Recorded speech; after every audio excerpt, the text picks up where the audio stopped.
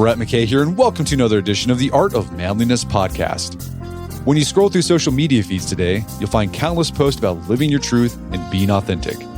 These ideas feel so natural to us now that we rarely stop to ask where they came from or what they really mean. The concept of identity, how we understand ourselves, has undergone a radical transformation over the centuries. What once was defined primarily by external markers like family, profession, and community has shifted dramatically toward inner feelings, desires, and psychological experiences. Today on the show, Carl Trueman unpacks this profound change and how we got to the lens through which we view ourselves today. Carl is a professor, theologian, and the author of The Rise and Triumph of the Modern Self. Throughout our conversation, he explores the insights of three key thinkers, Charles Taylor, Philip Rieff, and Alistair McIntyre, who have mapped the historical and cultural shifts that have transformed our ideas of identity. We discuss how this transformation has reshaped politics, education, and religion, while considering whether we've lost something essential and moving from a shared understanding of human nature to an increasingly individualized conception of self. After the show's over, check out our show notes at aom.is/modernself.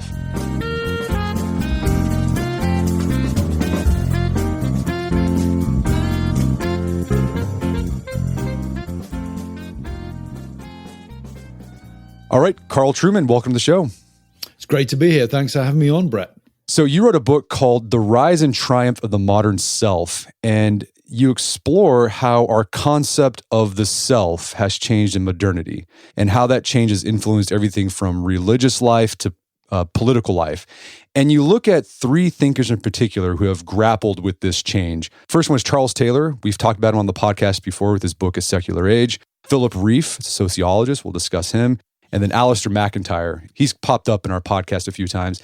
And what I love about your book is I've read these three guys and I've always wondered, why hasn't anyone written a book where they've synthesized these three thinkers? Because they're all hitting on the same idea and they're trying to figure out, what does it mean to be a self in the 20th, 21st century? Why does being a person sometimes feel weird, confusing, weightless?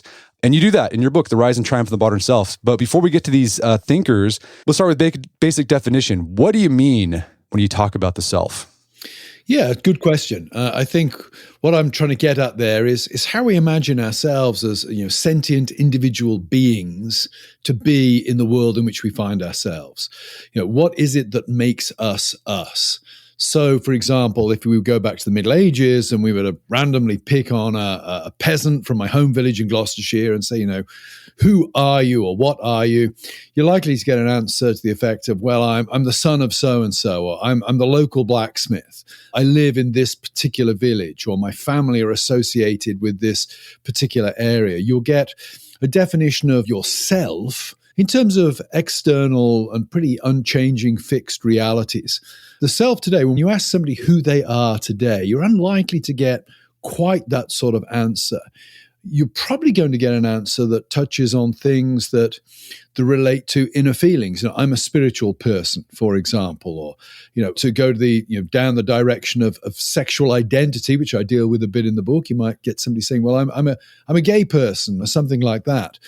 And the shift there has been towards this, this inner space. We're not so much marked. We don't so much understand ourselves as the product, the givenness of our surroundings, as we understand ourselves as a collection of feelings, desires, etc., etc. So when I use the term self, I'm really trying to get at how do we intuitively think about who we are and what we are relative to the world around us.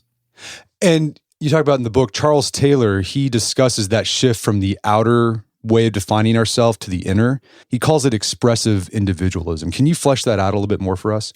Yeah, the idea of expressive individualism is that what makes me really me will be the set of desires, feelings, etc. I have inside, and what makes me, and this is where we get the introduction of an interesting term with which we're all familiar, but which would have been meaningless back in the Middle Ages. What makes me authentic is my ability to express outwardly that which I feel I am inwardly. So expressive individualism is this idea that fundamentally I'm an individual. I define myself. I'm defined by my individual desires, passions, feelings, and I find my authenticity, my place in this world, by being able to express those outwardly.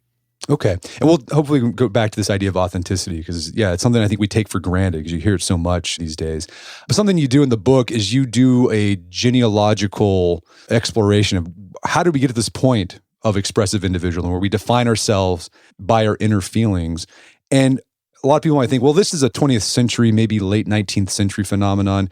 But you argue, this goes back hundreds of years. So, I mean, you go into detail, but brief thumbnail sketch. How do we go from a point where we define ourselves by who our parents are, where we live, maybe our profession, to whatever we feel inside of ourselves? Yeah, it's a good question. It's difficult to answer in a sort of short way without indulging in a bit of simplification. But I would say on one level, the last 400 or 500 years have witnessed, at least in the West, an increasing liquefaction of the world in which we live. What do I mean by that? We're typically no longer bound to space in the way we once were. We travel a lot more. I live in the United States now. I was born in the United Kingdom. So our ability to define ourselves specifically relative to a particular place is no longer what it was. And that's a sort of a symbol of the crumbling of these external authorities in general. The givenness of the world has become highly negotiable. So that's the one side of the story is the old traditional markers of identity have become very volatile, very insubstantial. On the other hand, what moves in to replace them is a kind of move inward. You see this philosophically with somebody like Descartes. Descartes wrestling with a difficult question. In the 17th century, when everything around seems to be changing, when everything is becoming fluid, what can I be certain of? Is there an Archimedean point where I can sort of place myself and stand and work out from that, because that is the one place that is certain. And he finds the certainty, of course, in his own mind. I think, therefore I am. And Descartes is, I think, representative of a great shift that's taking place in the 17th century, where that inner space, the one constant we all feel in our lives these days is our self-consciousness, our psychological lives seem to be the one thing that gives some sort of continuity to our lives, some sort of continuity to our existence. So it's that crumbling of traditional external authorities combined with a reactive move inwards, I think, that really sets the stage for the extremes of expressive individualism that we see manifested in the world today. And part of that reaction or that turn inward you talk about in the book was Jean-Jacques Rousseau and the development of Romanticism. For those who aren't familiar with the idea of Romanticism, what is that? Romanticism is really an artistic cultural movement that flourishes in the late 18th and then on into the first half of the 19th century, associated with poets such as Wordsworth, Shelley, Keats, and artists such as J.M.W. Turner, Caspar David Friedrich. Music, I think some of the later Beethoven has romantic touches to it, but Chopin would be a romantic composer. When you compare, say, the music of a Chopin to the music of a Bach, you don't have to know anything about music to know that something significant has gone on there. In Bach, you have a lot of structure and order. If you move to, Beethoven's Fifth Symphony or to Chopin's Nocturnes, that music is not structured and ordered in quite the same way. It's not chaos, but it's really pulling on the heartstrings. It's attempting to cultivate an emotional reaction in a way that Bach is not. And that's reflective of Romanticism as a term to cover a cultural artistic movement that is really wanting to explore, stimulate, and shape those inner emotional feelings and responses.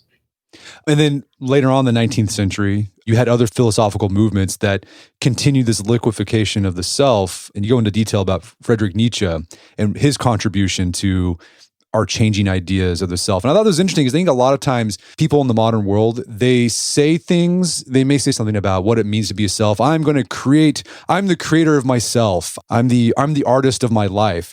And I'm thinking, you don't realize this, but that's Friedrich Nietzsche. You don't know it. So tell us about Friedrich Nietzsche and his contribution to this inward turn of the self. Yeah. Well, Nietzsche's a remarkable 19th century philosopher, has almost no influence in his own lifetime. I think there's one lecture given on Nietzsche's philosophy before he collapses in madness in 1889. Nietzsche's the man who calls the bluff on the Enlightenment. If we would take Jean-Jacques Rousseau as a typical philosopher, think about Rousseau is wanting to explore the inner space, and he wants to ground morality very much in sort of spontaneous, sympathetic reactions. Rousseau essentially says, as soon as you've got laws, something's gone wrong. If you see an injustice taking place, you should naturally respond to that injustice. There's a human instinct for justice. Rousseau, in other words, he's rightly pointing to the role, I think, of feelings in ethical reasoning. If you see somebody being beaten up and you feel nothing emotional, you're a psychopath. We understand the need for feelings in our ethical decisions. But Rousseau grounds that really in an understanding of human beings as having a human nature. And what Nietzsche does in the 19th century is he effectively says to Enlightenment philosophers like Rousseau, and particularly to the thought of somebody like Immanuel Kant, he says, hang on a minute. You guys have marginalized or even dispatched God into the wilderness, so he doesn't play any positive, constructive role in your thinking. But you've smuggled something in that plays the role of God. You've got rid of God as the sort of the grounds of morality, but you've substituted him with human nature. You still think there's such a thing as human nature, and human nature has an authoritative moral structure to which all human beings are answerable. In other words, to be a human being is to have a moral structure. And Nietzsche says, you can't do that. If you've killed God, if you've got rid of God, if you've killed God, you've really got rid of human nature as well. And that morality has no objective reality.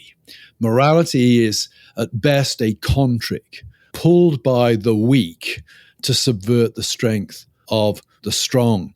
And where that features in the sort of the psychological story is, Nietzsche is fascinated by how our psychological response to the world around us shapes our moral thinking. But he's detaching that from any objective moral structure now. And this will have consequences later on. We'll see that. And Alistair McIntyre, we'll get to him. He grapples with the consequences of Nietzsche's ideas because they're significant, even though we might not think about them. You mentioned authenticity and Charles Taylor's thinking on that. By authenticity, he meant that you have to live your life according to whatever you feel on the inside. And that's kind of sort of a given. That's how you want to live your life today. And if you don't do that, then you have some sort of false consciousness. At what point does Taylor think authenticity became a moral ideal? I think it's really in the 18th and early 19th century. The Romantics are really the ones who start to articulate this in a powerful way. William Wordsworth writes this poem. It's not one of his greatest poems, this poem, The Idiot Boy, which is this a poem about a child, we would say today a child with serious learning difficulties. And he gets heavily criticized for this. Why are you writing a poem that appears to be mocking a child with such difficulties? And he responds in a letter to one of his students and friends. He says, basically, I'm not mocking him. I'm using him as an example. We would now say, I'm using the idiot boy as an example of somebody with no filters. And what you have when you go to somebody like that, we would say no filters, an inability to pick up on social cues, etc. What you've got there is human nature in a more pristine state. It's not being corrupted by the conventions of society. With the idiot boy, what you see is what you get. And Wordsworth would say, and that takes you to the core of what it means to be a human being that binds us all together. Urbanized society has trained us to behave in different ways. It's alienated us from that universal humanity. And so with somebody like Wordsworth, that's where you get the emerging notion of authenticity, this idea that if we can get back beyond social conventions to those untamed, untrammeled, truly human feelings inside and live according to them, then that's what it means to be truly human, or that's what it means to be an authentic human.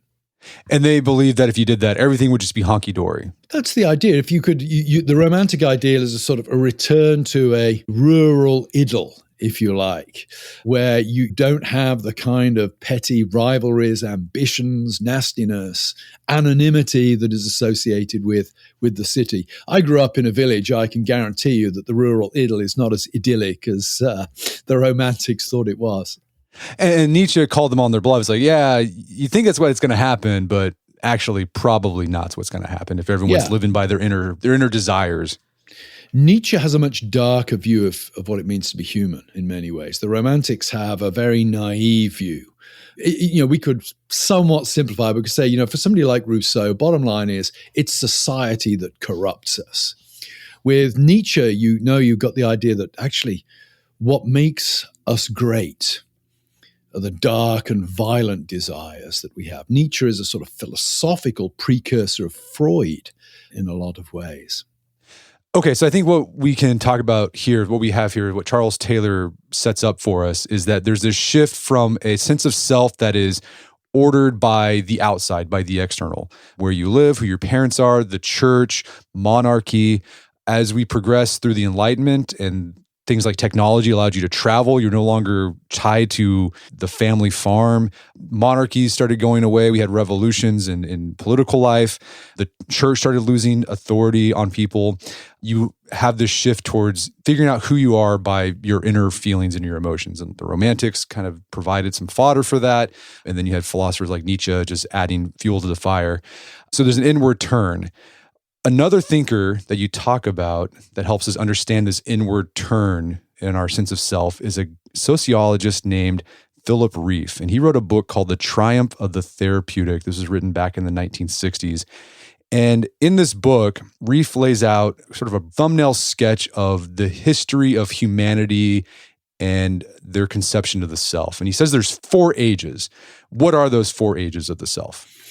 Well, he sees what societies are sort of broadly organizing themselves around kind of 4 models. Now, I would say in advance, I think the models are somewhat simplistic in that no age exclusively embodies one of these models, but in any given age, I think one of the models is dominant. The first type of man that he thinks of is what he calls political man, and this is where human beings found their fulfillment in their activities, their participation in the public square. So the great example of this might be 4th century BC Athens, where being involved in the assembly, that was the apex of what it meant to be a human being, to be informed about public affairs, to go to the assembly, to cast your vote, to make your speech, that kind of thing. The polis. It's the polis, in participating in the polis, that makes you truly human. It's right, the idea that I was going to say for the Greeks, if you were not taking part in public life, you're an idiot. You're a private person. You're looked down upon. You weren't even a person, basically. No. I mean, the Greek, when Aristotle talks about political, man is a political animal. He's meaning man is a man of the polis. He's a man of public life. And as you rightly point out, the opposite of politikos is idiotikos, the private man. So that's the first arrangement. And Rieff sees over time that being supplanted by what he calls religious man. And religious man that's an age where human beings find their fulfillment by being involved in public religious rituals. We might think of Chaucer's Canterbury Tales as a great example of the kind of literature that a society where religious man was the ideal. That's kind of literature which would be produced in that sort of culture where you have, the shtick in Canterbury Tales is you have this ragbag bunch of pilgrims from all levels of society united in going on this pilgrimage to Canterbury to pay homage at the shrine of St. Thomas a Becket. Today, we might think, if you may have Muslim friends and they go on the Hajj to Mecca at least once in a lifetime. The idea is that their fulfillment is found in going on this pilgrimage, public pilgrimage to a religious or holy shrine. So religious man is the age where public religious rituals are really the apex of what it means to be human. This is replaced for Rieff what he calls economic man. An economic man is the man who finds his meaning, the purpose of life in his participation in the economic activity of society. So, Charles Dickens's books are full of economic man. He's writing about Industrial Revolution England. So you have figures like Ebenezer Scrooge or Mr. Gradgrind. These are figures who find their fulfillment being involved in economic activities in society. And Reith sees all three of these as having something in common. They may sound very different, but what they have in common is this. It is the role of society in shaping you to be a political, religious, or economic man, to direct you outwards. So education is about forming you in order to fulfill your political, your religious, or your economic role. Reith sees the present age, and he's writing in 1966. This is, nearly 60 years ago. It's one of those books, Triumph of the Therapeutic, which is more true today than it was when he wrote it. He says that what we have at the end of this is what he calls psychological man. And psychological man is the man whose sense of self, whose sense of fulfillment is entirely wrapped up with kind of psychological feeling of happiness. Is he happy and content with life? And psychological man represents a break with the first three. And the break is this, that in the first three, the individual was to be directed outwards to fit into society. The therapy, if you like, of education was helping you, forming you to be a member of society. Under psychological man, a reverse takes place. Now, it becomes increasingly society's role to accommodate itself to your feelings and to your happiness. So we might, one could draw a contrast in forms of learning. I went to a very traditional boys' school in England. Team sports were central to the curriculum. Why? Because education for me as a grammar school boy was about having my individuality crushed and being made into part of the team. That's not child-centered learning that sort of dominates the airwaves today, where the idea is to allow the individual child to flourish. So psychological man, it's a very, very different culture to the first three. And it seems like it's similar to Taylor's idea of expressive individualism. Yeah, it's Taylor's expressive individualism writ large for the whole of society. The Romantics are writing, composing, painting away in the late 18th, early 19th century. It takes time for that vision of what it means to be human to permeate the whole of society and indeed to begin to transform the institutions of society. We're going to take a quick break for a word from our sponsors. And now back to the show. And something Reith talks about, one of the defining characteristics of psychological man is that they have an analytical attitude. Yeah. What does he mean by the analytical attitude? Yeah, as with a lot of things in Reith, it's a bit opaque. Yeah, he's a hard read. He's a very hard read. And I think actually that's part of the game. He's trying to disorient the reader sometimes. But I'll give you his definition, and then I'll try to sort of unpack it a bit. The definition that he gives in Triumph of the Therapeutic is the analytic attitude expresses a trained capacity for entertaining tentative opinions about the inner dictates of conscience, reserving the right even to disobey the law insofar as it originates outside the individual, in the name of a gospel of a freer impulse. Now, he's talking there about Freud, and I think what he's trying to get at is this, that for Freud, society makes demands upon us, and it does that. It curbs our inner desires in order to allow us to live together. To put it in its most crude terms, for Freud, males want to rape and pillage. Our sexual desires are very, very powerful. We are savages, but we can't live together if we're savages. So there's a trade-off between the desire of the individual and the needs of society for perpetuating society. That creates, though, those restrictions that society places upon us create all kinds of dysfunctions and malfunctions. We're never happy. We struggle because we're not allowed to be who we really are because we need to be civilized. And I think what Reith is getting at with the analytic attitude is really that study, that reflection upon that learning about the inner desires that allows us then to sort of negotiate between those desires and the demands of society. It's not that we can ever come to a fully adequate compromise between the two, a peace treaty between the two.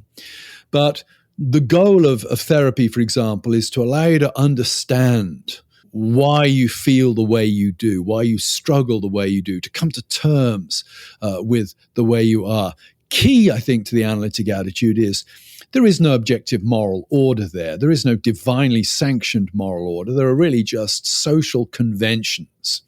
They have a pragmatic usefulness, but they're ultimately not grounded in anything beyond themselves. So the real thing you're wrestling with are your inner desires. Those are the things you've got to analyze in order to try to engage in the kind of therapy that Freud is proposing. Yeah, that's the big idea from Freud. Like Freud was trying to figure out, he's there at the late 19th century, early 20th century. This is after, Nietzsche, you had Darwin's theory of evolution. So basically, Freud was like, God's dead. There's no objective moral order. So what do we do? And his conclusion was, well, the best we can do is just you lay on a couch and you talk to a shrink to sort out your inner emotions. That's about as good as you can do. Yeah. It's a therapy, to use Reef's term, it's therapy. It's helping you to come to terms with reality and learning where the limits are and learning where you can perhaps break those limits at points. It's a negotiating strategy. And one thing, too, Reef talks about, even though Freud's ideas have been discredited in the 20th and 21st century, like we're still living under Freud's shadow. We all are psychological men. I mean, I'm sure all of us have picked up a book on, cognitive behavioral therapy or how to, manage my anger. And it's never like, well, don't be angry because God said not to be angry. It's like, well, if I want to have a good flourishing life, I need to just get a hold of my anger. Yeah. And so Reef says what ends up happening is what the analytical attitude can do is we end up instrumentalizing things that were once ideals like love, faith, hope, courage, etc. Yeah, I mean, it's very much the case. I mean, I think there's a sense in which, a traditional religious man was born to be saved. Therapeutic man, psychological man is born to be soothed, if you like. And when you think of love, classical understandings of love has profound sacrificial connotations to it. To love somebody is not to engage in a relationship with them that just makes me feel good.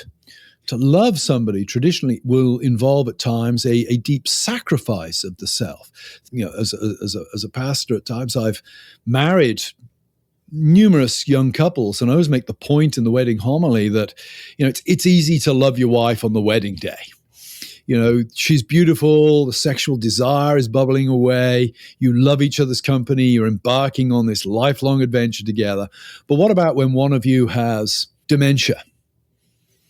And the other one is getting nothing from that person, but is having to help them even with their most basic bodily needs. And I raise the question, where is love most dramatically demonstrated? Is it on the wedding day, or is it when one of the partners can no longer provide happiness for the other, can no longer be an instrument?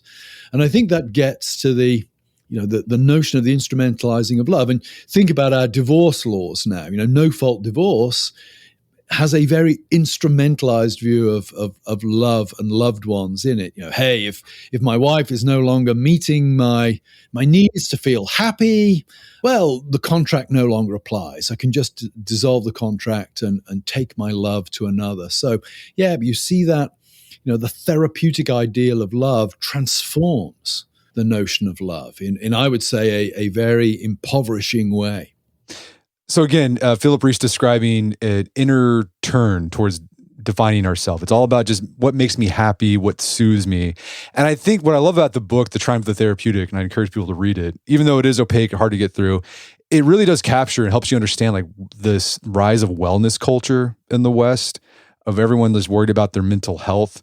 Even if they don't have like a severe mental illness, but like everyone's just concerned about, okay, my anxiety, or I'm feeling nervous, or I don't have full blown depression, but I'm feeling kind of sad. What can I do to not do that? Like Philip Reef describes, well, here's why you have that idea. Yeah. Because, I would say anxiety, not feeling happy all the time, these are not unnatural things. We can't be happy all the time. There is a level of discomfort that comes with life when you're engaged in relationship with other people. To have children is to make yourself vulnerable to distress, frustration at times. It is part of the human condition that we experience frustration, depression, etc., etc. These are not necessarily the signs of neuroses or illnesses or abnormality. They're part of being a human being, rubbing shoulders, interconnecting with other human beings. One argument that Reef makes in The Triumph of the Therapeutic is that the psychological man has taken over Western society so much, or Western culture, that you even see the therapeutic ideal in things you think wouldn't be aligned with, like religious life. Did you see that when you were a pastor? Did you see the therapeutic or the psychological man creep into religious life? Well, certainly. In the most extreme form, when you think about, who is the most successful pastor in the United States? It's Joel Osteen, down in Houston. I think it's 80,000 in his congregation or something. Think of the books that Joel Osteen writes, Your Best Life Now, Every Day of Friday. It's always confused me, that one, because I tend to think Saturdays are the best day of the week, but, every day of Friday. You think about why is he the most successful pastor? Because he uses the Christian religious idiom precisely to soothe the therapeutic needs of society. But even in more orthodox Christian circles, think about how a lot of people choose their church. If you're Catholic listeners, it doesn't apply to them. But if you're a Protestant, a lot of people choose their church on the basis of, does the music make me feel good? Does the pastor's sermon scratch where I feel I'm itching? Think of how people think about worship. Is worship, as it traditionally was, a matter of sort of liturgical forms that form you by sort of squeezing you into their mold, or is it a way of expressing yourself before the Lord? So there are all kinds of ways in which that reverse in the culture that the rise of the therapeutic represents have grabbed hold of tradition, even traditional religious ideas and institutions, and flipped them, turned them 180 degrees. What are your thoughts about it? Is there a place for the therapeutic in religious life, or are you kind of like, just get it all out of there? Oh, absolutely. I think one can be very cynical about expressive individualism. But one of the things that, I didn't do this in the book, I didn't have space, but I want to say there are certain things that the psychological turn has made us more aware of and has made us more sensitive to. Having said, feeling miserable in life is not necessarily an illness. Sometimes it can be. I think we're more aware now of mental illness than we were before. We're more aware of the importance of that inner life. It's not that psychological struggles aren't important, they are. And I think, look back to my education that I mentioned. I'm not sure that having my individuality crushed to be part of the team was necessarily the best model of education. It's a very different one to the one that applies today. And I would say there are dimensions of child-centered learning, for example, that are an improvement on the model that I experienced. So, yeah, the rise of the therapeutic is not an entirely bad thing. I think it has brought to light and shone a light upon certain things that have improved, for example, the healthcare that we can get. You didn't talk about this guy in your book, The Rise and Triumph of the Modern Self, but I'd love to get your thoughts on him, Jung, because Reef talks about Jung a lot in The Triumph of the Therapeutic. And I'd love to get your thoughts on this because Jung you see him more and more in the popular discourse, I think thanks to Jordan Peterson, who's talking about archetypes all the time. And you even see religious leaders talking about Jung and archetypes. One thing that Reef argues is that Jung tried to take the analytical attitude of Freud, where all you do is you just try to figure out what's going on yourself. And he turned it into almost like a quasi-religious therapy. What's your take on Jung? Yeah, it seems to me that in some ways he's a kind of psychoanalytical Rousseau or romantic. I don't want to make a naive historical connection there, but it seems to me from what I've read of Jung that he's wanting to hark back to some sort of transcendent universal human nature, some sort of structure that binds us all together. I think Reef in The Triumph of the Therapeutic, he refers to Jung as having a sort of a weak God. And there's that sort of return to something, some level of objectivity that allows you a sort of a framework for understanding these inner desires. And bringing up Jordan Peterson in that context, that it resonates with that, it seems to me, because Peterson, on the one hand, seems to want to ground human nature in something. He wants to be able to talk in universal terms about what is good for human beings. But I've never heard him make that final leap to full-blown theistic commitment. So he has interesting things to say about the Bible, but he always seems to be somewhat equivocal to me on whether the Bible is actually true in the way that Orthodox Christianity would consider it to be true. So from what I know about Jung, and I've not read very much of him, it seems that Jung represents a return to wanting to have his cake and eat it. And I think Reif makes some comment somewhere that it's almost preferable to have Freud's non-existent but powerful God than to have Jung's existent but very weak God. And there's a sense in which, I would look at somebody like Jordan Peterson and say, I'd almost rather be dealing with Nietzsche than somebody who wants to have his cake and eat it. Yeah, so I've read a lot of Jung, and we've had guests on the podcast who are big into Jung and talk about archetypes. And I've read especially since I'm in the manosphere, there's a lot of mythopoetic stuff where people, go to Jung and talk about the king archetype and the warrior. And, I read these books and I always think they're interesting, but it's like, what am I supposed to do with this? Because they tell you well, you need to harness the king archetype. Well, what does that mean? Yeah. And they tell you you got to think about pharaohs and you'll somehow become you'll harness it. And I'm like, I don't know. And to me, it just makes more sense. Okay, I'd rather just what's the specific deity that I need to organize my life around instead of this sort of this vague, weird, general archetype. Yeah, and I think that sort of thinking is very vulnerable to the sort of critical theoretical question of which Nietzsche would raise as well of, are you not simply trying to grant your own personal preferences a sort of transcendent authority here? Your own version of masculinity or whatever it is. You're sort of trying to find some way of claiming that it has a transcendent truth beyond that which is typically justifiable. Yeah, it's interesting you raise it in the manner that it's fascinating me that this is in the manosphere, because it's precisely in the manosphere that I think we're seeing people trying to baptize with transcendent objectivity some things that are really socially constructed. Yeah. I mean, I think Jung is interesting, but I'm not sure if it's actually useful in organizing your life, just based on my experience. We talked about Taylor, we talked about Reif. They've all described this inward turn. We shape our sense of self by what's inside of ourself, and it's no longer external things that is helping us define ourselves. And this brings us to Alasdair MacIntyre. What does Alasdair MacIntyre say are the consequences of this inward turn to defining ourselves? Yeah, well, for MacIntyre, in his book After Virtues, where he sort of lays this out, it's the results are really pretty bleak at a social level, in that when you enter this realm of we might say radical subjectivity, you end up losing the great narratives or the great stories that bind cultures together, and so you end up really unable to engage in significant moral discussion or ethical discussion about things. One could take an example. When you lose a common understanding of what it means to be a human being, it becomes impossible to discuss and adjudicate debates about abortion, for example. Is the baby in the womb a baby in the womb or just part of the woman's body? Behind your convictions on those things lie two entirely incommensurable stories about what it means to be a human being. And it's virtually impossible to get the proponents of each view to sit down and come to any kind of common understanding relative to the other group. So for MacIntyre, society's ability to have important discussions starts to break down, and that has all kinds of political and social consequences.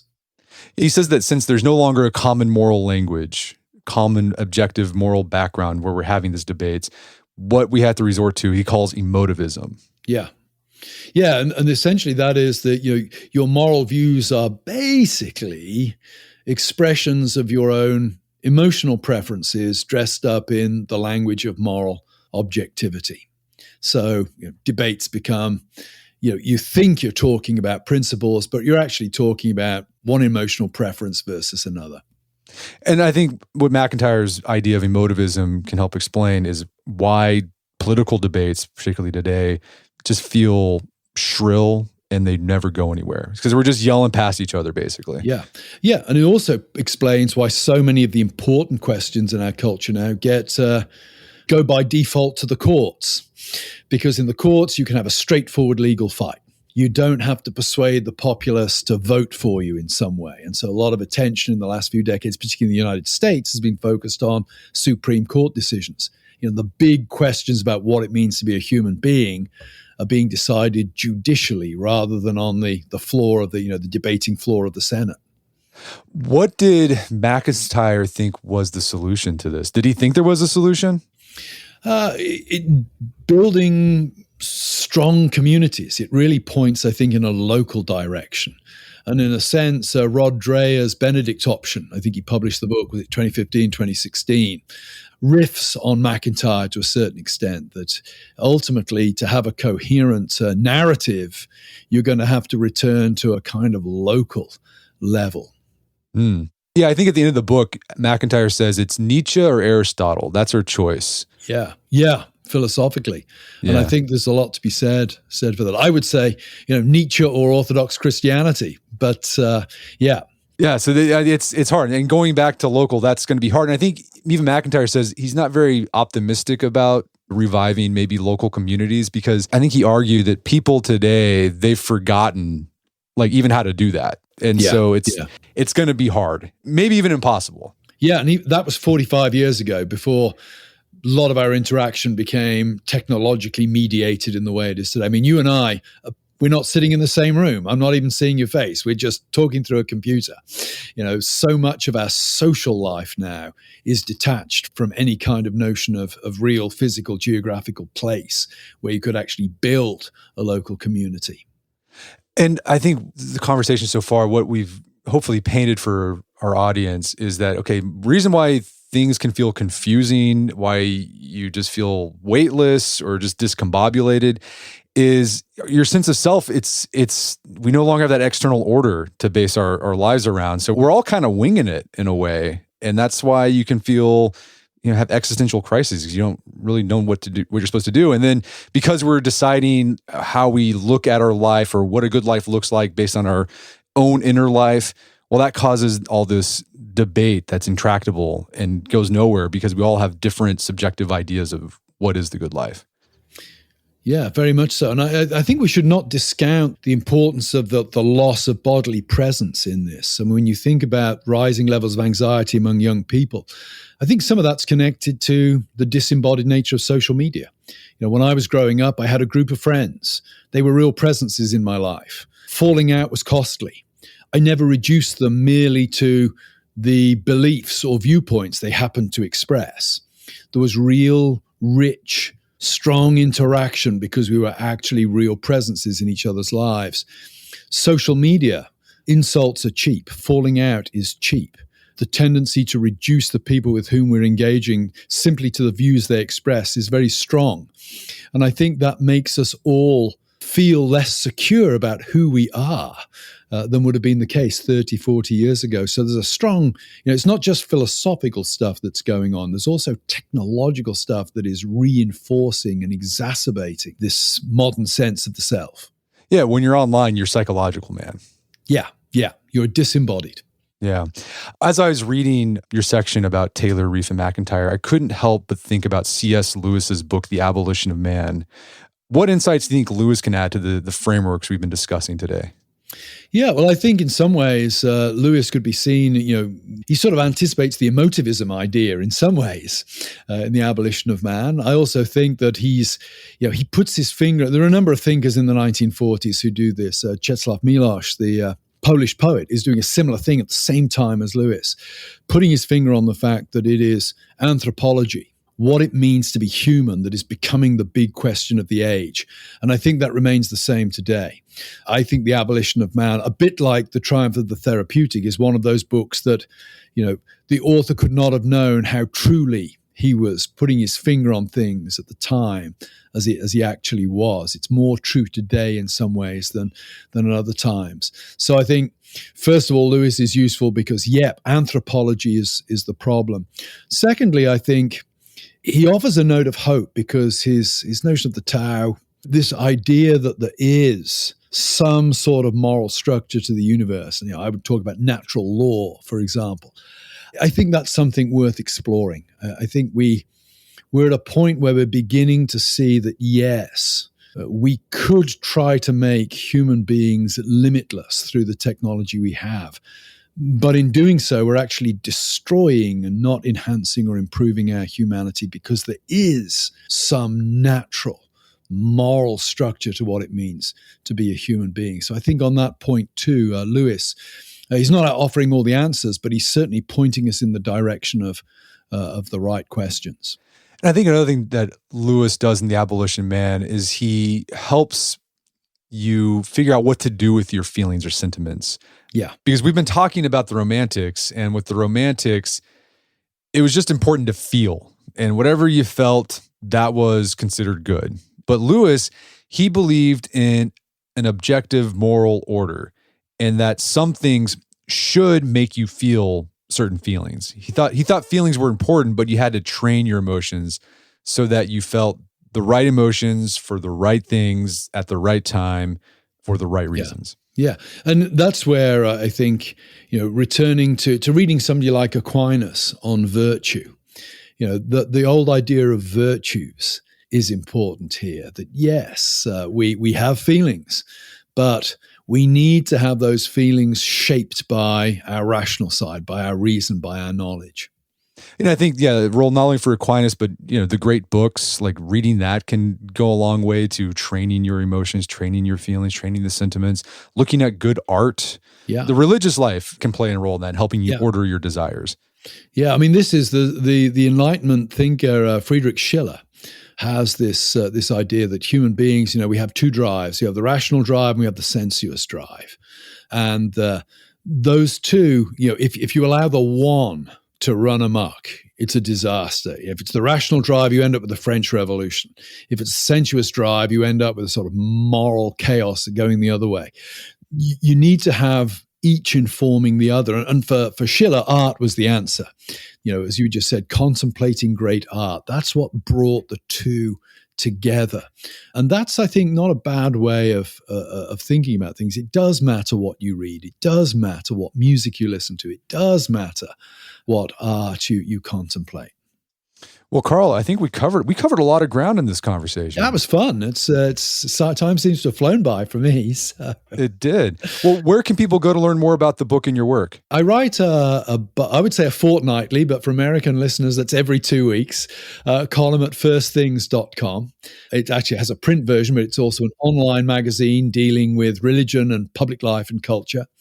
And I write a couple of columns a month for World Magazine online as well, that's a more distinctively Protestant thing. Other than that, I've done a lot of podcasts. I pop up all over the place, I guess. So, but firstthings.com would be the primary place to go and read me. Fantastic. Well, Carl Trueman, thanks for your time. It's been a pleasure. It's been a pleasure. Thanks for having me on. My guest today is Carl Trueman. He's the author of the book, The Rise and Triumph of the Modern Self. It's available on Amazon.com and bookstores everywhere. You can check out our show notes at aom.is/modern self, where you find links to resources where we delve deeper into this topic.